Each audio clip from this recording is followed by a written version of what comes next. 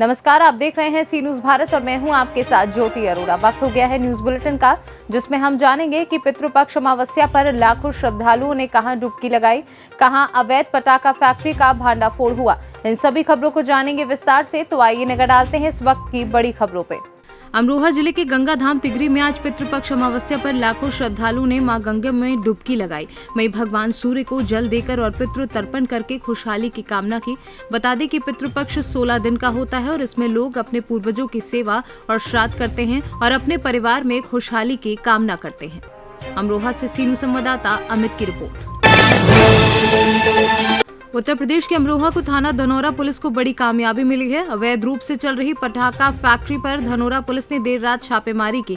वहीं छापेमारी के दौरान 10 लोगों को पुलिस ने गिरफ्तार किया है। आरोपियों के पास से भारी मात्रा में पोटाश, एल्यूमीनियम पाउडर, गंधक की बरामदगी हुई है। वहीं पुलिस ने सभी आरोपियों को गिरफ्तार कर जेल भेज दिया है। धनौरा थाना क्षेत्र में थाने की टीम के द्वारा 10 अभियुक्त गिरफ्तार किए गए हैं, जिनके कब्जे से विस्फोटक पदार्थ बनाने की जो सामग्री है वो प्राप्त हुई है। और ये इनसे पूछताछ जब की गई है तो जानकारी हुई है कि ये विस्फोटक पदार्थों की तस्करी करते थे और 3 और इनके साथी हैं जो कि फरार हैं। उनकी गिरफ्तारी का प्रयास चल रहा है और इनके पास से जो बरामदगी अभी हुई है, 3 कट्टे जो है बारीक कोयला बरामद हुआ है, 11 कट्टे पोटास बरामद हुआ है, 25 कट्टे गंधक बरामद हुआ है और 4 पेटी एल्यूमीनियम पाउडर बरामद हुआ है। इसके अलावा जो वाहन है वो इनसे ट्रैक्टर, ट्रॉली और जो स्प्लेंडर मोटरसाइकिल हैं वो बरामद हुई हैं, जिनका यह घटना में इस्तेमाल करते थे। कार्रवाई कराई जा रही है। अमरोहा से सी न्यूज संवाददाता गौरव श्रीमाली की रिपोर्ट। यूपी के बुलंदशहर में एक वीडियो जमकर वायरल हो रहा है। वायरल वीडियो में एक हेड कांस्टेबल ऑन ड्यूटी शराब पीता दिखाई दे रहा है। वर्दीधारी सिपाही का नाम धर्म सिंह बताया जा रहा है, जो कि डिबाई में PRV 2098 पर तैनात है। वीडियो में गाली भी बकता नजर आ रहा है सिपाही धर्म सिंह। वहीं क्षेत्राधिकारी डिबाई को सुपुर्द की गई वायरल वीडियो की जांच। बुलंदशहर से सी न्यूज संवाददाता नितिन सिंह की रिपोर्ट। महाराजगंज जनपद के लक्ष्मीपुर ब्लॉक मुख्यालय पर महाराजगंज पहल के अंतर्गत शासन की विविध लोक कल्याणकारी योजनाओं को जन जन तक पहुंचाने के लिए शिविर का आयोजन किया गया, जिसमें समाज कल्याण के विभिन्न विभागों द्वारा वृद्धा, विधवा, दिव्यांग सहित कुल 1000 आवेदन प्राप्त किए। वहीं लक्ष्मीपुर ब्लॉक पर निरीक्षण करने पहुंचे मुख्य विकास अधिकारी गौरव सिंह सोगरवाल व ब्लॉक प्रमुख प्रतिनिधि संतोष पांडे ने आवेदकों से मिलकर हर संभव सहयोग करने की बात कही और संबंधित अधिकारियों को आवश्यक दिशा निर्देश दिए। मुख्य विकास अधिकारी ने बताया कि महाराजगंज पहल के अंतर्गत जिले के सभी ब्लॉकों पर शिविर लगाकर शासन की योजनाओं को जन जन तक पहुंचाया जा रहा है, जिसमें लोगों को जिला मुख्यालय का चक्कर न लगाना पड़े और ब्लॉक से ही सबका आवेदक हो सके। महाराजगंज पहल का आज ये 11वां शिविर है।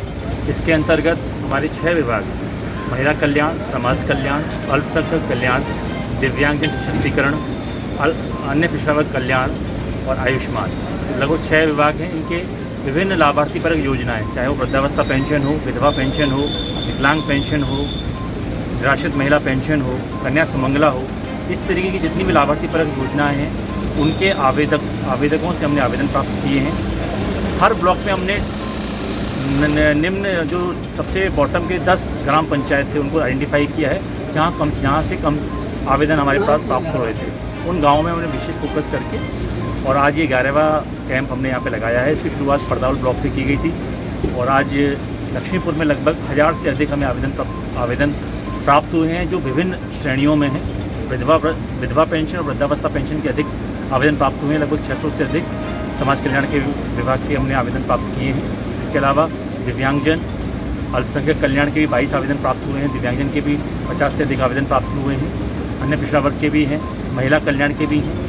तो इस पूरे पहल, महाराजगंज पहल का उद्देश्य यही है कि जो जनपद में जो हमारे 6-7 विभाग हैं, जो समाज कल्याण से रिलेटेड विभाग हैं, उन सारे विभागों को एक छत के नीचे हर ब्लॉक हेडक्वार्टर पर लाया जाए और अधिक से अधिक आवेदन प्राप्त किए जाएं। क्योंकि हमने देखा है कि इन शिविरों में हम ऐसे व्यक्तियों से मिल रहे हैं, ऐसे लाभार्थी, ऐसे आवेदकों से मिल रहे हैं जिनको पता ही नहीं है कि ये सरकार की स्कीम है, शासन की स्कीम है और इसकी जानकारी उनके पास नहीं है। जानकारी है भी तो वो नहीं आ पाते या फिर कोई फीस लेते, मध्यस्थ बिचौलिए भरे पड़े हैं। तो इन सब के महाराजगंज पहल का उद्देश्य है कि एक तो बिचौलिए ख़त्म हो, बगैर किसी शुल्क के ऑनलाइन भी आवेदन यहीं से प्राप्त हो जाए और बिना चक्कर लगाए महाराजगंज का ब्लॉक हेडक्वार्टर पर ही सारी सुविधाएं प्राप्त हों। इस महाराजगंज पहल का उद्देश्य है। और आज 11वां ब्लॉक चल रहा है। अंतिम इसका सदर ब्लॉक है जो 7 तारीख को होने वाला है। जो हमने सोचा था लगभग 12,000 से अधिक आवेदन पत्र हमारे पास प्राप्त हो चुके हैं। बहुत अच्छा चल रहा है। इसमें बहुत अधिक आवेदन हमें मिल रहे हैं। आज भी लक्ष्मीपुर में अच्छा इसका प्रभाव हुआ है। 1000 से अधिक के आसपास हमें आवेदन मिल रहे हैं। Thank you. महाराजगंज से सीनू संवाददाता अंगद शर्मा के साथ रोहित कन्नौजिया की रिपोर्ट। महाराजगंज जनपद के सुनौली कोतवाली क्षेत्र के हरदी डाली चौराहे पर व्यापार कर रहे जितेंद्र वर्मा निवासी नौतनवा ने नौतनवा चौकी इंचार्ज दुर्गेश सिंह सहित 3 अन्य सिपाहियों पर व्यापारियों का उत्पीड़न करने और अवैध वसूली करने का बड़ा आरोप लगाते हुए मुख्यमंत्री ऑनलाइन पोर्टल पर शिकायत दर्ज कराई है। इस दौरान भाजपा नगर मंत्री सुधांशु वर्मा ने कहा है कि अगर इन सिपाहियों के खिलाफ कोई कार्यवाही नहीं होती है तो मजबूरन मुझे सीओ कार्यालय के सामने आत्मदाह करने के लिए बाध्य रहूंगा और इस घटना की सारी जिम्मेदारी नौतनवा के पुलिस प्रशासन की होगी। जबकि इस मामले को लेकर नौतनवा चौकी इंचार्ज ने बेबुनियाद और निराधार बताया है। क्या नाम है भैया आपका? हमारा नाम जितेंद्र वर्मा है। हमारे नौतनवा के रहने वाले हैं और हमारा दुकान हरदी डाली चौराहे पे है। और उसके बाद से हम रोज़ कपड़े का दुकान है, कपड़ा नौतनवा से खरीद कर दुकान पे ले जाते बेचते हैं। तो आज हम दोपहर में 2:30 बजे कपड़ा लेके जा रहे थे, तब 3 सिपाही हमको मिल गए। कुलदीप, प्रखर, एक आदमी और थे, संदीप। ये तीनों लोग रोक कर हमसे पूछने लगे, कह रहे हैं तस्करी करने ले जा रहे हो, पैसा मांगने लगे। फिर उसके बाद कह रहे हैं थाने चलने के लिए। तब हमने कहा कि हमारे एक रिश्तेदार हैं, भाजपा में रहते हैं, उनको बुला रहे हैं। तो उनसे बुलाए गए तो फिर उनसे बकझक करने लगे लोग। ये जितेंद्र वर्मा जो हमारे रिश्तेदार भी लगते हैं और हरदी डाली में एक व्यापारी हैं। इस लॉकडाउन के दौर में बीत जाने पर आजकल व्यापारी अपनी आजीविका चलाने के लिए पूरी तरह परेशान हैं। इस दौर में वह व्यापारी थोड़ा थोड़ा माल करके अपने दुकान पर प्रतिदिन लेकर जाते हैं। आज करीब दोपहर 2:30 बजे ये अपना माल लेकर जा रहे थे। उसी समय बनैलिया मंदिर चौराहे पर कुलदीप यादव, प्रखर सिंह और संदीप नामक ये 3 सिपाही यह मिलकर उनके माल को रोके, उन्हें भद्दी भद्दी गालियाँ देने लगे। और उन्होंने कहा कि जब अपना परिचय दिया कि मैं जा रहा हूँ अपनी दुकान पर, तो इसने कहा कि ठीक है पैसा दे दो, पैसा देकर ले जाओ, कोई बात नहीं है। इनको ज़बरदस्ती थाने ले जाना। इन्होंने हमें फ़ोन किया, मैं वहाँ पर आया, मैंने इनसे बातचीत किया तो यह बात मानने को तैयार नहीं थे और हमसे भी उलझ गए।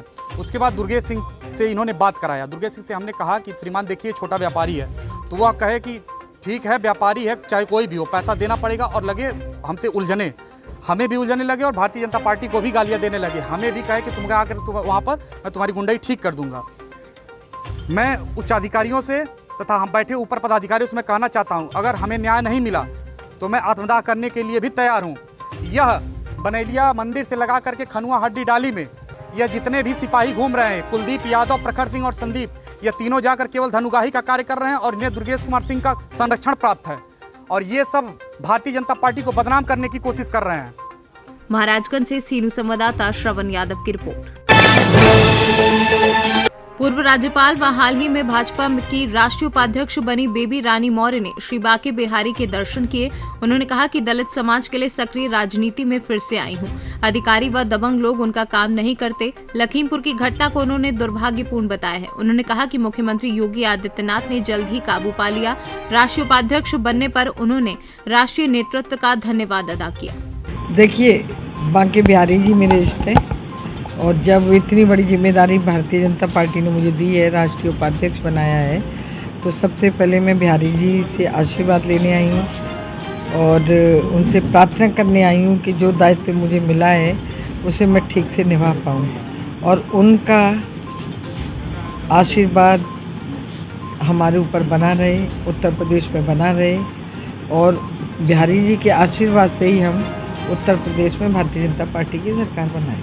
बड़ा दायित्व आपको मिला है, महान और जिम्मेदारी दी गई है दलित चेहरे के रूप में। कितने लगता है कि सीटों पर जो फर्क पड़ेगा 2022 में जो चुनाव नजदीक है? इससे कोई फर्क नहीं है। देखिए, आप कहिए जरूर कि दलित चेहरे के रूप में मुझे बनाया है राष्ट्रीय उपाध्यक्ष, लेकिन मैं अपने दलित समाज से पिछले 25 वर्ष से जुड़ी हुई हूँ। जब से मैं आगरा की मेयर थी उनके लिए लगातार कार्य कर रही हूँ और आज भी राजभवन छोड़ के उनके कार्य के लिए ही मैं फिर से एक्टिव राजनीति में आई हूँ, जिससे मैं उनके कुछ जो कार्य